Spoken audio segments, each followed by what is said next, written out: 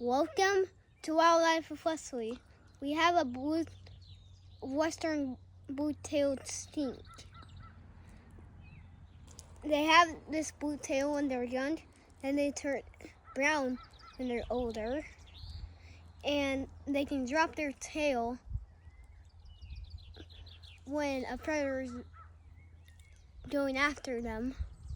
So if you try to catch these, don't squeeze it by the tail, because it will fall off and they'll get away from you. Okay guys, this is what they look like.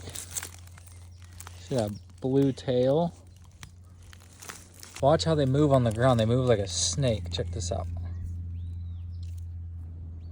Go.